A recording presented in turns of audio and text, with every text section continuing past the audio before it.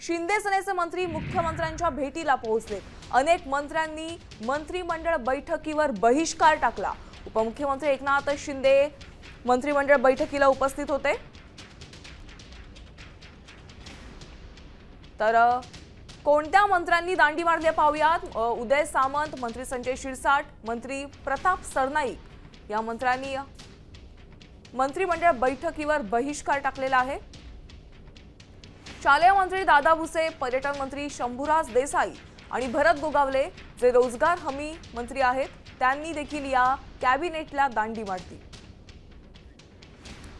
आपण पाहतोय शिंदे सेनेच्या 6 मंत्र्यांनी या मंत्रिमंडळाच्या बैठकीला अनुपस्थिती लावलेली होती। इतर मंत्र्यांनी मंत्रिमंडळ बैठकीवर बहिष्कार टाकलेला होता।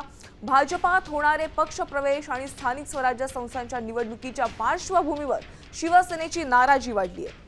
तर सध्या आपण पाहतोय महायुतीमध्ये सुरू असलेली धुसफूस पुन्हा एकदा चव्हाट्यावर आल्याचं दिसून येते। आजच्या मंत्रिमंडळ बैठकीवर शिवसेना शिंदे गटाच्या मंत्र्यांनी बहिष्कार घातल्याची माहिती समोर आली आहे। आजच्या कॅबिनेट बैठकीमध्ये उपमुख्यमंत्री एकनाथ शिंदे हे एकटेच उपस्थित होते। त्यांच्या गटातील इतर मंत्री मात्र मंत्रालयात उपस्थित होते, पण या बैठकीला ते आले नव्हते अशी माहिती समोर येते। तर ऑपरेशन लोटसमुळे शिंदे सेनेच्या मंत्र्यांमध्ये नाराजी आहे का असा प्रश्न सध्याच्या घडीला उपस्थित होतोय। सेना मंत्र्यांची कॅबिनेटला दांडी होती। दादा भुसे, शंभूराज देसाई, भरत गोगावले, संजय राठोड, गुलाबराव पाटील, प्रकाश आंबेडकर, उदय सामंत यांसारख्या विविध मंत्र्यांनी कॅबिनेटला दांडी मारलेली होती। कॅबिनेटवर बहिष्कार घातल्याची माहिती समोर येते। या क्षणाची एक सर्वात मोठी बातमी आपण पाहतोय।